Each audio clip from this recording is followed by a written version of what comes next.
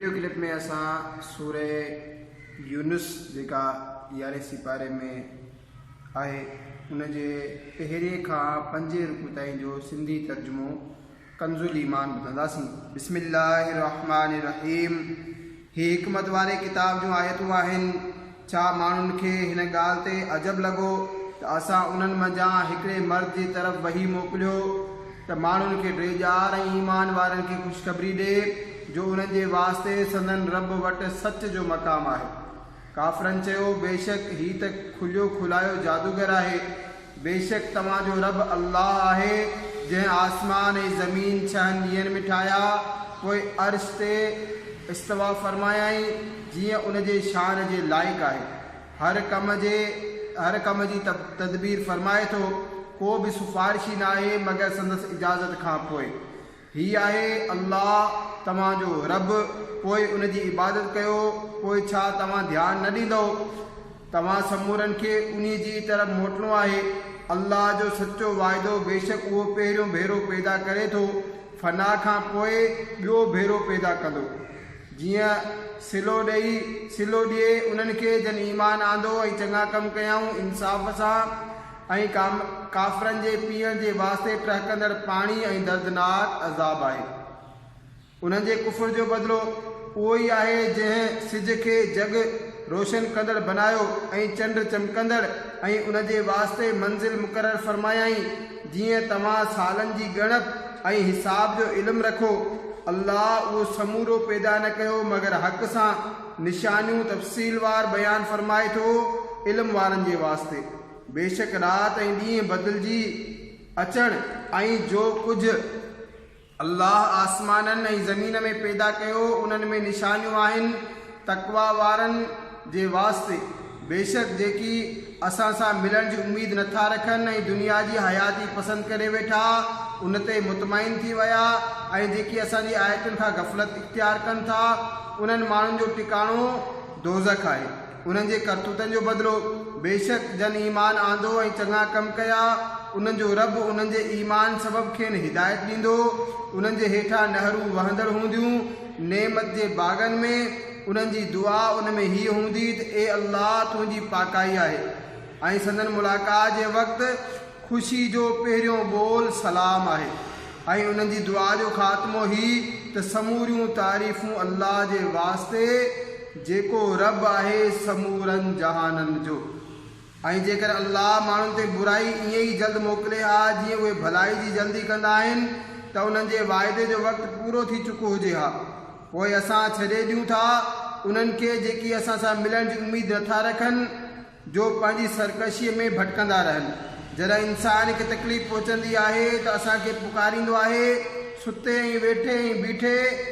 पोइ जॾहिं असां उनखां तकलीफ़ टारे छॾींदा आहियूं त हलियो वेंदो आहे ॼण त कॾहिं बि कंहिं तकलीफ़ पहुचण ते असांखे सॼो ई न हुआईं।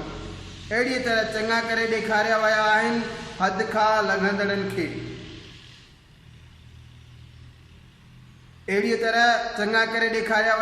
हद खां लंघंदड़नि खे संदन करतूत। ऐं बेशक असां तव्हां खां अॻियूं क़ौमूं हलाक फरमाए छॾियूं जॾहिं उहे हद खां लंघी विया ऐं उन्हनि जा रसूल वटि रोशन दलील वठी आया ऐं उहे ईमान आणण वारा ई न हुआ। असां ईअं ई बदिलो ॾींदा आहियूं मुजरिमनि खे। पोइ असां उन्हनि खां बाद तव्हांखे ज़मीन में ख़लीफ़ो जाइ नशीन मुक़ररु कयो जो ॾिसूं त तव्हां कहिड़ा कम था करियो। जॾहिं उन्हनि ते असांजो रोशन आयतूं पढ़ियूं वेंदियूं आहिनि त चवणु लॻंदा आहिनि उहे जिन खे असां सां मिलण जी उमेद न आहे त हिन खां सवाइ ॿियो क़ुर वठी आण ऐं या हिन खे मटाए छॾ। तूं फरमाए मूंखे हक़ नथो पहुचे जो मां उनखे पंहिंजे तरफ़ां मटायां। मां उनजो ताबे आहियां जेको मुंहिंजे तरफ़ वही थींदो आहे। मां जेकॾहिं पंहिंजे रब जी नाफ़रमानी करियां त मूंखे वॾे ॾींहं जे अज़ाब जो ख़ौफ़ आहे।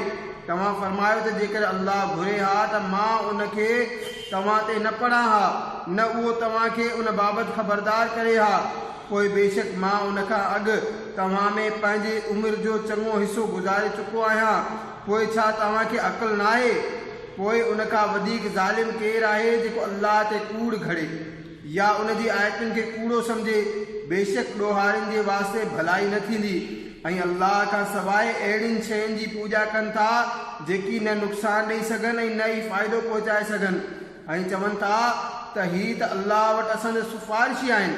तूं फरमाए छा तव्हां अल्लाह खे इहा ॻाल्हि ॿुधायो था जेका उनजे इल्म में न आसमाननि में आहे ऐं न ज़मीन में उनजी पाकाई आहे ऐं उहो बुलंद आहे उन्हनि जे शिरक खां।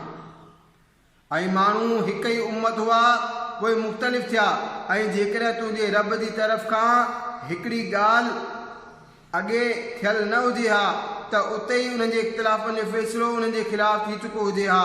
ऐं चवनि था उन्हनि ते संदन रब जे तरफ़ां का निशानी छो न लथी। तूं फरमाए ग़ैब त अल्लाह जे वास्ते आहे, पोइ तव्हां इंतज़ारु करियो, मां बि तव्हां सां गॾु इंतज़ारु करियां थो। ऐं जॾहिं असां माण्हुनि खे रहमत जो मज़ो चखरायो मज़ो चखाईंदा आहियूं तकलीफ़ खां पोइ जेका उन्हनि खे पहुती हुई तॾहिं उहे असांजी आयतुनि जे ख़िलाफ़ु साज़िश शुरू कंदा आहिनि। तूं फरमाए अल्लाह जी मख़फ़ी तदबीर सभ खां तकड़ी आहे, बेशक असांजा मलाइक तव्हांजी साज़िश लिखी रहिया आहिनि। उहो ई आहे जेको तव्हांखे ख़ुश्की ऐं बहरी रस्तनि में सैर कराए थो एसि ताईं जो तव्हां ॿेड़नि में आहियो ऐं उहे मुनासिब हवा सां उन्हनि खे वठी हलनि ऐं हीअ उन ते ख़ुशि थियनि। उन्हनि ते तूफ़ान जो झलको आयो ऐं हर तरफ़ खां मौजुनि अची उन्हनि खे घेरियो ऐं उन्हनि खे महसूसु थियो त असां घेरे में आहियूं। उन वक़्तु अल्लाह खे पुकारीनि था, निजा उनजा बाना थी करे। जेकॾहिं तूं असांखे हिन खां छुटकारो ॾींदे त असां ज़रूरु शुक्रगुज़ार थींदासीं। पोइ जॾहिं अल्लाह उन्हनि खे बचाए थो तॾहिं वरी ज़मीन में नाहक सरकशी करणु लॻंदा आहिनि। हे इंसानो, तव्हांजी सरकशी तव्हांजे वास्ते ई वबाल आहे। दुनिया जी हयाती में नफ़ो वठी बीहो, पोइ तव्हांखे असांजे तरफ़ मोटणो आहे। उन वक़्तु तव्हांखे तव्हांजा करतूत ॿुधाईंदासीं। दुनिया जी ज़िंदगी जो मिसाल त उन पाणी वांगुरु आहे जंहिंखे असां आसमान मां लाथो, पोइ उनजे सबबु ज़मीन मां ॼमंदड़ समूरा सिला घाटा थी करे निकिरनि जंहिं मां कुझु माण्हू ऐं जानवर खाइनि था एसि ताईं जो जॾहिं ज़मीन सिंगारजणु लॻे ऐं ख़ूब सिंगारजी वई ऐं उनजा मालिक सम्झी वेठा त हाणे उहो समूरो असांजे वस में अची वियो त असांजो हुकुम उन ते अची वियो राति में या ॾींहं में त असां उनखे करे छॾियो लुणियल ॼण त काल हो ई कोन। असां अहिड़ीअ तरह आयतूं तफ़सीलवार बयानु कंदा आहियूं गौर कंदड़नि जे वास्ते। ऐं अल्लाह सलामती जे घर जी तरफ़ सॾे थो ऐं जंहिंखे वणेसि सिधी वाट हलाए थो। चङनि जे वास्ते चङाई आहे ऐं उन खां बि ज़्यादा, ऐं उन्हनि जे मुंहं ते न चढ़ंदी काराइप ऐं न ख्वारी। उहे ई जन्नती आहिनि, उहे उन में सदाई रहंदा। ऐं जन बुरा कमु कया त बुराई जो बदिलो उन जहिड़ो आहे ऐं उन्हनि ते ज़िल्लत चढ़ंदी। उन्हनि खे अल्लाह खां बचाइण वारो केरु न हूंदो, ॼण त संदन मुंहं ते ऊंदाही राति जा टुकड़ा चाढ़िया विया हुजनि। उहे दोज़खी आहिनि, उहे उन में हमेशह रहंदा। ऐं जंहिं ॾींहुं असां उन्हनि समूरनि खे उथारींदासीं पोइ मुशरिकनि खे फरमाईंदासीं त तव्हां ऐं तव्हांजा ठाहियल शरीक पंहिंजी जाइ ते वेहो। पोइ असां उन्हनि खे मुसलमाननि खां जुदा कंदासीं ऐं उन्हनि जा शरीक उन्हनि खे चवंदा त तव्हां कॾहिं असांजी पूॼा कंदा हुयो। पोइ अल्लाह काफ़ी आहे शाहिद असां ऐं तव्हांजे विच में, जो असांखे तव्हांजी पूॼा जी ख़बर बि न हुई। उते हर साह खे मालूम थी वेंदो जेकी उन अॻे करे मोकिलियो ऐं अल्लाह जी तरफ़ मोटाया वेंदा जेको उन्हनि जो सचो साईं आहे ऐं उन्हनि जूं समूरियूं घड़ियल ॻाल्हियूं उन्हनि खां विञाइजी वेंदियूं। तूं फरमाए तव्हांखे रोज़ी केरु ॾींदो आहे आसमान ऐं ज़मीन मां, या केरु मालिक आहे कननि ऐं अखियुनि जो, ऐं केरु कढे थो जेरे खे मुअल खां ऐं केरु ॿाहिरि थो आणे मुअल खे जेरे खां, ऐं केरु समूरनि कमनि जी तदबीर करे थो। पोइ इजो चवंदा त अल्लाह। पोइ तव्हां फरमायो छो नथा ॾिजो, पोइ ही अल्लाह आहे तव्हांजो सचो रब। पोइ हक़ खां बाद छा आहे मगर गुमराही। पोइ काॾे फेराया वञो था। अहिड़ी तरह साबित थी चुको आहे तुंहिंजे रब जो कलमो फासिकनि ते त उहे ईमान न आणींदा। तूं फरमाए तव्हांजे शरीकनि में को अहिड़ो आहे जो पहिरियां ई पैदा करे पोइ फना खां बाद ॿियो भेरो पैदा करे। तूं फरमाए अल्लाह पहिरियां ई पैदा कंदो आहे फना खां बाद ॿियो भेरो पैदा कंदो, पोइ काॾे ऊंधो वञो था। फरमायो तव्हांजे शरीकनि में को अहिड़ो आहे जेको हक़ जी वाट ॾेखारे? तू फरमाए त अल्लाह हक़ जी वाट ॾेखारे थो। छा पोइ जेको हक़ जी वाट ॾेखारे उन जे हुकुम ते हलणु घुरिजे या उन जे पोयां जेको पाण ई वाट न लहे जेसिताईं जो उनखे वाट न ॾेखारी वञे? पोइ तव्हांखे छा थियो? कहिड़ो फ़ैसिलो करियो था? ऐं उन्हनि मां अक्सर फ़क़ति गुमान जे पुठियां हलंदा आहिनि। बेशक गुमान कंहिं बि तरह हक़ जो फ़ाइदो न ॾींदो आहे। बेशक अल्लाह उन्हनि जे कमनि खे ॼाणे थो ऐं हिन क़ुर जो ही शान न आहे जो को पंहिंजे तरफ़ां घड़े वठे। अल्लाह जे नाज़िल करण खां सवाइ हाओ ही अॻियनि किताबनि जी तस्दीक आहे ऐं तफ़सील उन्हीअ समूरे जो जेको लोहे महफूज़ में लिखियलु आहे उन में को शक न आहे परवरदिगार आलम जे तरफ़ां आहे। छा उहे चवनि था त उन हिन खे ठाहियो आहे? तू फरमाए पोइ हिन जहिड़ी का हिकु सूरत पेश करियो ऐं अल्लाह खे छॾे करे जेकी बि मिली सघनि समूरनि खे सॼो, जेकॾहिं तव्हां सचा आहियो, बल्कि उनखे कूड़ो सम्झाऊं जंहिंजो इल्मु न रखियाऊं ऐं उन्हनि अञा उनजो अंजाम न ॾिठो आहे। अहिड़ीअ तरह उन्हनि खां अॻियनि बि कूड़ो सम्झो हो। पोइ ॾिस ज़ालिमनि जो अंजाम कीअं थियो। ऐं उन्हनि मां को उन ते ईमान आणे थो ऐं उन्हनि मां को उन ते ईमान नथो आणे। ऐं तव्हांजो रब फ़सादिन खे ख़ूब ॼाणे थो। ऐं जेकॾहिं उहे तव्हांखे कूड़ो चवनि, तव्हां फरमायो त मुंहिंजे वास्ते मुंहिंजो अमल ऐं तव्हांजे वास्ते तव्हांजो अमल, तव्हांखे मुंहिंजे कम सां को वास्तो न आहे ऐं मूंखे तव्हांजे कम सां को ताल्लुक़ न आहे। ऐं उन्हनि मां के उहे आहिनि जेकी तुंहिंजे तरफ़ कन लॻाइनि था। पोइ छा तूं ॿोड़नि खे ॿुधाईंदे जेतोणीकि उन्हनि खे अकुल न हुजे? ऐं उन्हनि मां को तव्हांजी तरफ़ निहारे थो। छा तूं अंधनि खे वाट ॾेखारींदे जेतोणीकि उन्हनि खे कुझु बि ॾिसण में न अचे?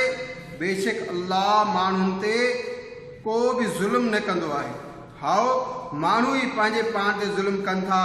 ऐं जंहिं ॾींहुं उन्हनि खे उथारींदो ॼण त दुनिया में रहिया ई न हुआ मगर उन ई ॾींहुं जी का घड़ी हिक ॿिए में सुञाणप कंदा त पूरी तरह घाटे में रहिया। उहे जन अल्लाह सां मिलण खे कूड़ो सम्झो ऐं हिदायत ते न हुआ। ऐं जेकॾहिं असां तोखे ॾेखारियूं उन मां कुझु जंहिंजो वाइदो असां उन्हनि खे ॾियूं था या तोखे अॻे पाण वटि घुराए वठूं, बहरहाल उन्हनि खे असां ॾांहुं मोटणो आहे। पोइ अल्लाह शाहिद आहे उन्हनि जे कमनि जो। ऐं हर उम्मत में हिकु रसूल रहियो। जॾहिं उन्हनि जो रसूल वतन ते आयो, उन्हनि जे विच में इंसाफ़ जो फ़ैसिलो कयो थे वियो ऐं उन्हनि ते ज़ुल्म न थिए थियो। ऐं चवनि था उहो वाइदो कॾहिं ईंदो जेकॾहिं तव्हां सचा आहियो? तूं फरमाए मां पंहिंजी जान जे नफ़े नुक़सान जो ज़ाती इख्तियार नथो रखां मगर जेकी अल्लाह घुरे। हर टोले जे वास्ते हिकु मुक़ररु वाइदो आहे। जॾहिं उन्हनि जो वाइदो ईंदो त हिकु घड़ी न पुठिते रही सघनि न अॻिते वधनि। तूं फरमाए भला ॿुधायो त जेकॾहिं उनजो अज़ाब तव्हां ते राति जो अचे या ॾींहं जो त उन में उहा कहिड़ी ॻाल्हि आहे जंहिंजी मुजरिमनि खे तकड़ आहे? पोइ छा जॾहिं थी रहंदो तॾहिं उनजो यकीन कंदो? छा हाणे मञो था अॻे त उनजी तकड़ ते कयव? पोइ ज़ालिमनि खे चयो वेंदो हमेशा जो अज़ाब चखो, तव्हांखे तव्हांजे करतूतनि जो ई बदिलो मिलंदो। ऐं तोखां पुछनि था छा उहो हक़ आहे? तूं फरमाए हाओ मुंहिंजे रब जो कसम बेशक उहो ज़रूर हक़ आहे ऐं तव्हां आजिज़ नथा करे सघो।